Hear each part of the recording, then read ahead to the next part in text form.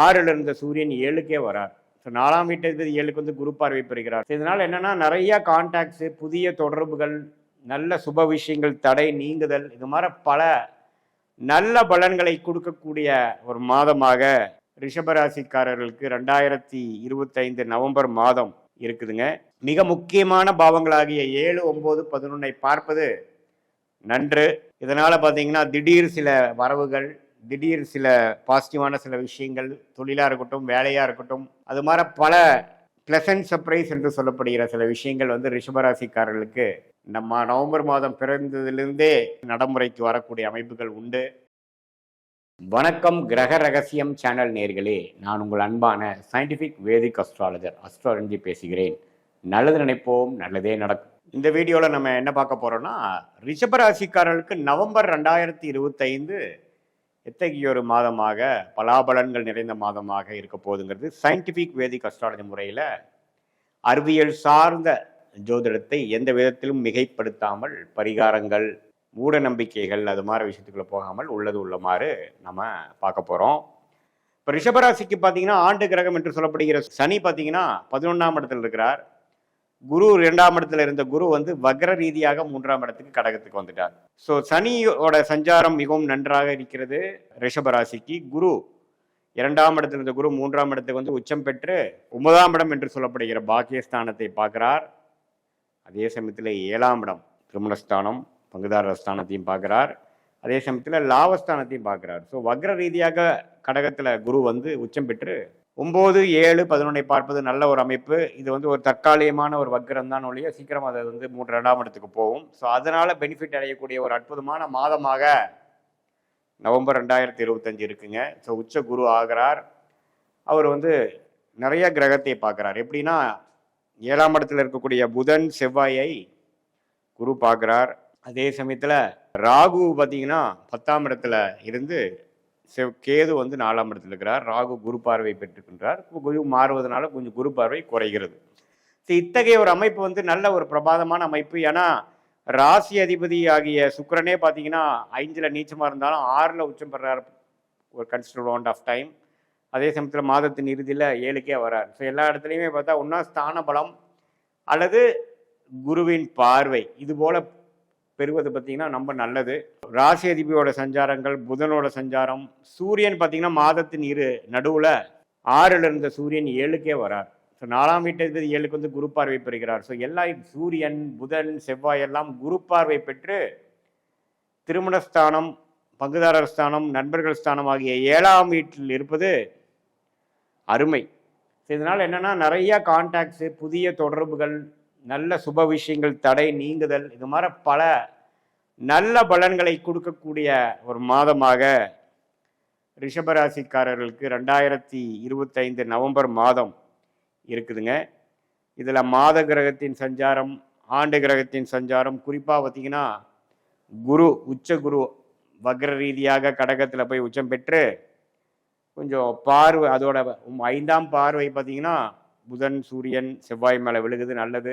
So அதனால் உங்களுக்கு அந்த ரியல் எஸ்டேட், மெடிக்கல், அது மாதிரி துறையில் இருக்கிறவங்களா இருந்தாலும் சரி, டெக்னிக்கல் துறை, கிரியேட்டிவ் ஃபீல்டில் இருக்கிறவங்களா இருந்தாலும் சரி, மீடியா துறை, அது மாதிரி விஷயத்தில் இருக்கிறவங்களா இருந்தாலும் சரி, நல்ல பலன்களை எதிர்பார்க்கக்கூடிய ஒரு அற்புதமான ஒரு மாதமாக ரிஷபராசிக்காரர்களுக்கு இருக்குது. 2025 ஏப்ரல் மாதத்திலேருந்தே பார்த்தீங்கன்னா சனி 11ஆம் இடத்துல வந்ததே சில விஷயங்கள் பாசிட்டிவாக நடந்து கொண்டு இருக்கக்கூடிய ரிஷபராசிக்காரர்களுக்கு குரு 2ஆம் இடத்துலேருந்து 8ஆம் வீட்டுக்கு கனெக்ட் பண்ணி சில விஷயங்கள் கொடுக்க முடியாத ஒரு அமைப்பு, ஒரு நேர்முகமான ஒரு வர்த்தகம், டெவலப்மெண்ட், ப்ரொமோஷன் பார்க்க முடியாத ஒரு அமைப்பு, சும்மா வெளிநாடு அலைச்சல் அப்படி தான், ட்ராவலிங் அப்படி தான் கொடுத்துட்டு இருந்ததே ஒழிய ஒரு நடைமுறை வாழ்க்கையில் வந்து ஒரு நல்ல சொல்லிக்கிற மாதிரி ஒரு பெனிஃபிட்ஸோ ஒரு இம்ப்ரூவ்மெண்ட்டோ கொடுக்க முடியாத மாதிரி இருந்ததுக்கு இந்த வக்ர ரீதியாக குரு 3ஆம் இடத்துக்கு வந்து மிக முக்கியமான பாவங்களாகிய 7, 9, 11 பார்ப்பது நன்று.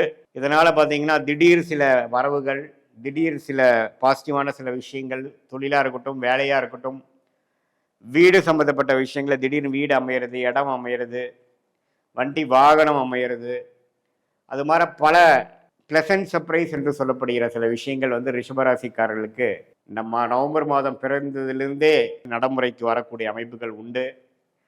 ஸோ அதனால் அந்த டைமில் நீங்கள் கொஞ்சம் ப்ரிப்பேர்டாக இருக்கலாம். அதுக்கு வேணுங்கிற முயற்சிகள்லாம் கொஞ்சம் நீங்கள் செய்யலாம். ஒரு கம்ஃபர்டபுளான சில ஐட்டம்ஸ் வாங்குறது, லக்ஸுரி ஐட்டம்ஸ் வாங்குறது, கொஞ்சம் வீட்டை வசதிப்படுத்திக்கிறதுக்காக கொஞ்சம் washing machine, cleaner, vacuum cleaner, அழகு சார்ந்த பொருட்கள், ஏசி, கிளாஸ், லேம்ப்ஸ், அது மாதிரி சில விஷயங்கள் வந்து லக்ஸுரி ஐட்டம்ஸ் வாங்கக்கூடிய அமைப்புகள், தங்கம் வாங்கக்கூடிய அமைப்புகள், ஒரு வண்டியை வந்து பழைய வண்டியை கொடுத்துட்டு புது வண்டி வாங்குறது, வீட்டை புதுப்பிக்கிறது, ஒரு அழகிய வீடு வாங்குறது, லோன் போய் வாங்குறது, இது மாதிரி பல நல்ல விஷயங்கள் இந்த குருவின் உச்ச குருவின் பார்வையில் இருக்கக்கூடிய 4ஆம் வீட்டு அதிபதியாகிய சூரியன், 5ஆம் வீட்டு அதிபதியாகிய புதன், சுக்கிரன், செவ்வாய், இதெல்லாமே வந்து நன்மை பயக்கக்கூடிய அமைப்பில் இருக்குது. பூமி மூலமாக, இடம் மூலமாக, கன்ஸ்ட்ரக்ஷன், ரியல் எஸ்டேட் மூலமாக நல்ல பெனிஃபிட்ஸு, அது மாதிரி விஷயங்கள்லாம் இருக்குது. பல வருடமாக திருமண தடை கொடுத்துட்டு இருந்தது பார்த்திங்கன்னா, திருமண தடை முடிவுக்கு வர்றது, ஒரு நல்ல வரன் வர்றது, திருமணம் அமையிறது, அது மாதிரி பல நல்ல விஷயங்களை கொடுக்கக்கூடிய அமைப்பில் ரிஷபராசிக்காரர்களுக்கு உண்டு. ரிஷபராசி மாணவர்கள்லாம் பார்த்தீங்கன்னா, குருவின் பார்வை புதன் மேலே பெறுவதனால ஓரளவுக்கு உத்வேகமாக படிக்கிறது. அதே சமயத்தில் என்ன படிக்கணும், ஹையர் ஸ்டடீஸ் என்ன பண்ணணுங்கிறதுல இது வரைக்கும் கிளாரிட்டி இல்லாமல் இருக்கிறவங்களுக்கெல்லாம் கொஞ்சம் கிளாரிட்டி கிடைக்கிறது, கொஞ்சம் ஏம் பண்ணிக்கிறது, கொஞ்சம் என்ன பண்ணணும், ஏது பண்ணணும், எப்படி பண்ணணுங்கிறதுல வந்து ஒரு தெளிவு பெறுவது, ஒரு நல்ல மென்டார் கிடைக்கிறது, நல்ல ஒரு சொல்லிக் கொடுக்கும் வாதியார் கிடைக்கிறது, அது மாதிரி பல விஷயங்கள்லாம் வந்து காம்படிட்டிவ் எக்ஸாம்ஸ் ட்ரை பண்ணுறவங்க, அரசு உத்தியோகத்துக்கு ட்ரை பண்ணுறவங்க, அவங்களுக்கெல்லாம் பார்த்திங்கன்னா நல்ல ஒரு திருப்பத்தை கொடுக்கக்கூடிய, காம்படிட்டிவ் எக்ஸாம்ஸில் கிளியர் பண்ணக்கூடிய, பாஸ் பண்ணக்கூடிய அமைப்புகள் வருகிறதுங்க. இது சூரியன் வந்து உங்களுக்கு வந்து துலாம் விருச்சிகத்தில் இருக்கும் பொழுது மேஷ ராசியாக சந்திரன் அந்த இடத்துக்கு வரும் பொழுது ரிஷபராசிக்காரர்களுக்கு நல்ல பௌர்ணமி ஒளி கிடைக்குது. ஸோ அதனால் நல்ல பலனை நம்ம எதிர்பார்க்கலாம். கண்டிப்பாக ஏதோ ஒரு வாரம், முதல் வாரமாக இருக்கட்டும், 2வது வாரம், 3வது வாரம், 4வது வாரம், ஏதோ ஒரு வாரத்தில் திடீர் திருப்பங்கள் ரிஷபராசிக்காரர்களுக்கு ஒரு நல்ல எதிர்பார்க்காத ஒரு சில வரவுகள், சில ப்ரொமோஷன், அது மாதிரி உங்களுக்கு கிடைக்கக்கூடிய அமைப்புகள் இருக்குது.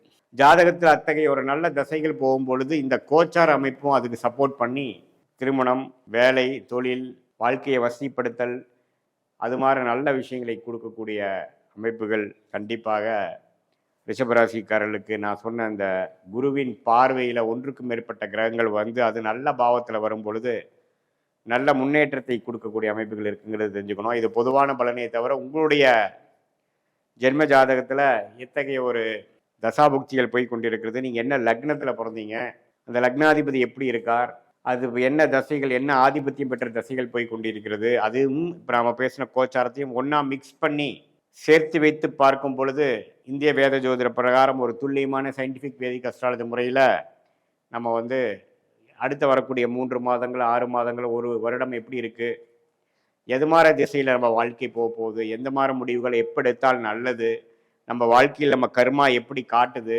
இதெல்லாம் தெரிந்து அதுக்கு தகுந்த மாதிரி முடிவுகளை எடுத்து வாழ்க்கையில் நீங்கள் எதிர்நீச்சல் போடாமல் எளிதில் வெற்றி பெற முடியும். சயின்டிஃபிக் வேதிக் அஸ்ட்ராலஜி முறை மூலமாக நம்ம வந்து வாழ்க்கையில் நம்மளுடைய திட்டங்களை கரெக்டான டைமில் எடுத்து போட்டு அதை செயல்படுத்தி நம்ம வாழ்க்கையில் நம்ம கர்மாவுக்கு இணைந்த செயல்கள் மூலமாக நம்ம வெற்றி பெற முடியும் என்று நான் சொல்ல விரும்புகிறேன். மீண்டும் மற்றொரு காணொளியில் சந்திப்போம். நன்றி, வணக்கம்.